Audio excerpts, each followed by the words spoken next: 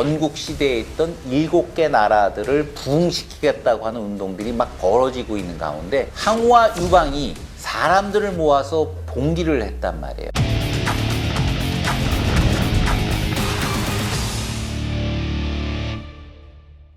자, 일단 황후부터 먼저 보도록 하죠. 황후는 자기의 고향인 회계에서 이 군대를 일으키게 되는데요. 뭐 계기는 아주 간단합니다. 진나라 2세 황제의 호해 때 드디어 반란이 일어나잖아요. 진승과 오강의 반란, 특히 진승의 반란이 아주 컸는데요. 진승이 주변에서 이제 반란을 일으키기 시작하니까 자기 고향이었던 회계의 수령이 떨기 시작합니다. 회계군의 수령이 은통인데요. 어떻게 할까 고민을 하다가 항량한테 같이 모반을 하자. 항량 입장에서 보면 찬스가 온 거죠.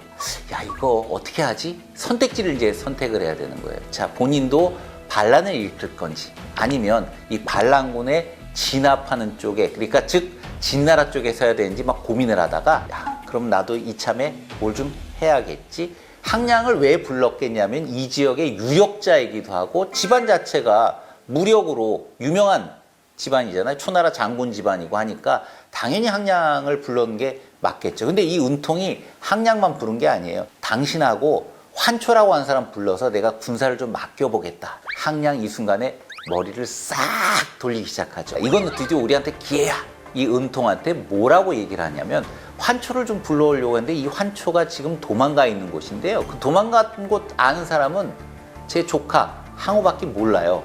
그래? 그럼 항우를 한번 불러오라고. 항우가 혼자 왔을 리는 없잖아요. 자기의 주변에 따르는 사람들, 결사대처럼 주변에 있는 사람들 쫙 불러온 다음에 이 은통이 아마 밤에 잠을 자고 있었겠죠. 그때 기습을 해 들어가서 은통과 부하 100여 명을 전부 죽여버립니다. 이 지역 회계에서는 지방간이 사라져버린 거예요. 그러니까 어느 날 딱 일어나 보니 세상이 바뀌어 있잖아요. 그럼 은통이 죽고 났을 때 그 지역이 순순하게 항량에게 딱 접수가 된 건지. 예, 바로 접수가 됐죠. 왜냐하면 사실 지금이 막 반란이 일어나고 있는 시점이고 그런 반란 중에 주변 지역들도 그런 일들이 막 생기고 있는 거예요. 선택지를 해야 되는 거예요. 내가 지방관이면 반란을 일으킬 건지 아니면 여기에서 이 성을 굳게 지키면서 반란군을 진압하는 쪽에 쓸 건지를 결정을 해야 되는데 이 은통은 반란을 일으키자라고 하는 야심을 갖고 이제 시작을 한 거죠. 주변에 이 유력가들은 어떻게 해야 할까요? 당연히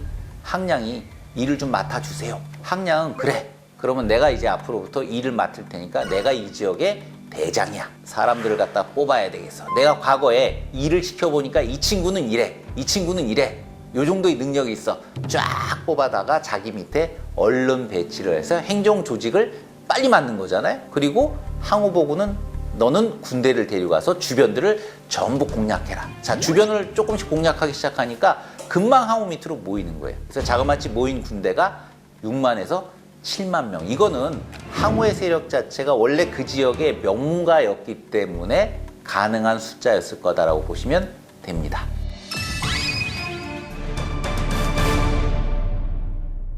항우뿐만 아니라 유방도 출발합니다. 봉기를 해야 되겠죠. 자, 유방 보면 이 항우하고 조금 달라요. 사실 본인도 꿈이 좀 있었습니다. 어느 날 진시황의 행차를 봤어요. 부러워. 나도 롤스로이스 타고 싶어. 나도 저렇게 좀 출세 좀 해보고 싶어. 아주 순박한 동기를 갖고 있어서 항우하고 좀 차이가 있죠. 항우는 진시황을 암살해야 되겠다. 양쪽이 서로 대비가 되는데요. 아주 이렇게 순박한 꿈을 갖고 있는 유방도 아무런 일이 벌어지지 않았으면 그냥 역사 속에 묻힌 필부로 남았을 텐데 유방의 주변에 나중에 중요한 참모들이나 부하가 된 사람들을 보게 되면요. 전부 유방과 같은 고향 사람들입니다. 그야말로 으쌰으쌰하는 그런 스타일이라고 보면 될 텐데 처음부터 부하였느냐? 그게 아닙니다. 나중에 1급 참모 중에 한 사람이 소하하고 만난 과정을 보게 되면 알 수 있을 텐데요. 사실은 소하는 패연 지역에서 이 행정을 담당하는 그야말로 향리의 우두머리. 아휴, 저거 뭐 또 오늘 또 술 먹고 저렇게 들어놓 있구만. 이렇게 좀 깔보는 관계였거든요. 근데 두 사람이 공식적으로 확실하게 만나는 계기가 되는 게 뭐냐 하면 고위급 인사, 여공이 자기 지역으로 이제 망명 비슷하게 온 거예요. 이 여공을 위해서 오늘 파티를 열자. 그 소아가 손님들이 워낙 많이 왔을 거 아니에요. 이걸 이제 구분을 한 거예요. 오늘 오신 분들은 모두 돈을 내셔야 됩니다. 이거 당연히 뭐예요? 기부금이에요. 손님들 중에 1000냥을 못 낸 사람들 전부 마당에서 이제 이 파티 자리를 마련해 놨고요. 1000냥 이상 내신 분들은 자, 마루로 올라오세요. 유방은 그 자리에 딱 참석하면서요. 만냥 이렇게 딱 써서 낸 거예요. 사실 여공이 받아보니까 얼마나 놀라겠어요. 만냥을 내겠다고? 누군지 한번 봐야 되겠다. 관상을 딱 보는 순간 이거 보통 관상이 아닌데? 임시정장이니까 벼슬 되게 낮잖아요. 그런데 유방이 제일 상석에 가서 딱 앉는 거예요. 소아가 봤을 때 얼마나 황당했겠어요. 저 뭐야 저기 가서 앉다니? 주변에 앉았던 사람들도 다 말이 안 된다고 생각했었는데 여공이 나중에 유방을 살짝 붙잡아 놓습니다. 붙잡아 놓고 부탁을 해요. 제 딸을 좀 거두어 주십시오.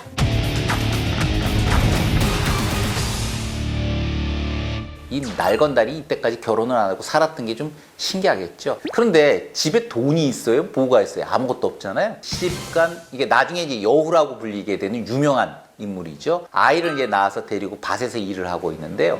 노인이 하나 나타나서 물을 좀 달라. 당연히 물을 갖다 줬겠죠. 그래서 한 바가지 쫙 드신 이 노인께서 내가 관상을 보니 보통 관상이 아니시네. 앞으로 천하의 귀인이 될 겁니다. 여우 입장에서 보면 얼마나 이게 기분이 좋았겠어요. 이야, 우리 집 애들이 잘 된대. 그 이야기를 어떻게 했겠어요? 유방한테 얘기를 해요. 신발도 안 신고 열심히 쫓아가서 노인장 제 관상도 좀 봐주시면 어떨까요? 부인과 아이들이 관상이 귀한 이유가 본인 유방을 닮아서 그 영향을 받아서 그런 거구나. 듣고선 이제 아마 이 업이 됐겠죠. 즐거운 나날을 보내고 있던 유방한테 어느 날 큰 숙제가 떨어졌죠. 지방관이 명령을 내려요. 노역에 좀 갔다 와라. 죄수들 한 100여 명 정도를 끌고 쭉 가도록 했는데 어떤 노역에 동원되냐면 진시황의 무덤을 만드는 노역에 그 여산으로 이제 향했다는 얘기는 굉장히 위험한 일인 건 아시죠? 진승과 오강, 특히 진승이 반란을 일으킨 가장 큰 이유가 노역 간 사람들을 데리고 가다가 비가 너무 많이 와서 시간이 늦어서 사형을 당할까봐 반란을 일으킨 거 아니에요? 아니 사람들이 죄수들이 그냥 가나요? 틈을 봐서 내빼기 시작하잖아요. 자꾸 도망도 가고 그러니까 야야 아무래도 가봐야 손이 없을 것 같다. 우리 여기서 술 한번 걸판지게 마시고 다 헤어지자. 술 신나게 마시고 밤에 이제 죄수들 보고 가라. 이게 사실 유방 스타일. 정치가적 스타일을 잘 보여주는 얘기도 하죠. 주변에 다른 사람들이 벌써 생겼어요. 누가 이제 좀 앞에 가다가 돌아왔겠죠. 그리고 앞에 뱀이 있으니까 좀 돌아가시는 게 나을 것 같습니다. 유방이 지금 취했잖아요. 아니 어떤 놈이 내가 가는 길을 막아 나 같은 귀인이 가는데 칼을 쫙 뽑아서 뱀을 죽여버리고는 좀 더 가다가 도저히 취해서 못 가겠네. 길에서 누워 자는데 노파 하나가 나타났습니다. 울면서 이야기를 하죠. 내 아들은 백제의 아들인데 적제의 아들한테 오늘 죽임을 당했구나. 바로 이 이야기, 백제, 하얀 황제란 얘기고요. 적제, 빨간 황제라는데 이 적제가 바로 유방을 얘기를 하는 거죠.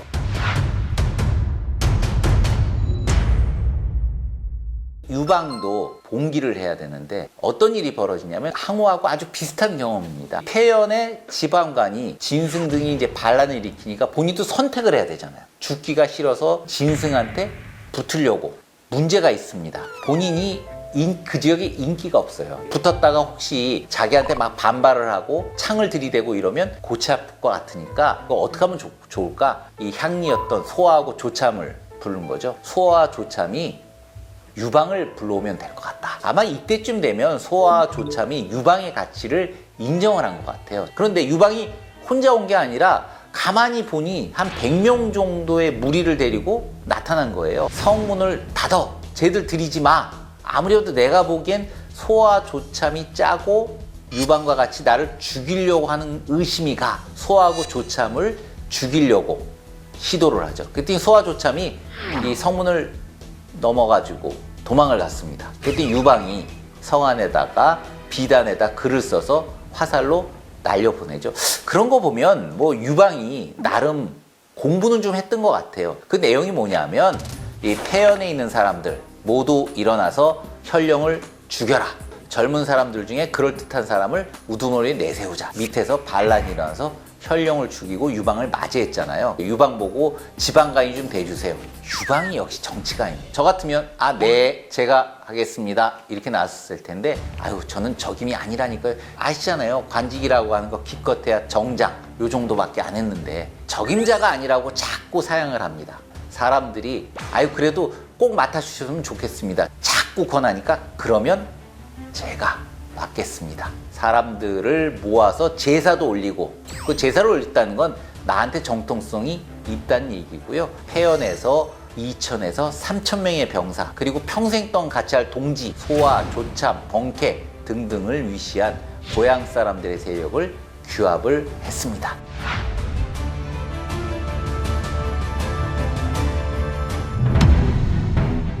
처음에 만남은 무시. 누구를 국왕으로 세우겠어요? 환송 파티 한다고 난리가 벌어진 겁니다. 꼭지가 도는 거죠. 그대로 댕각.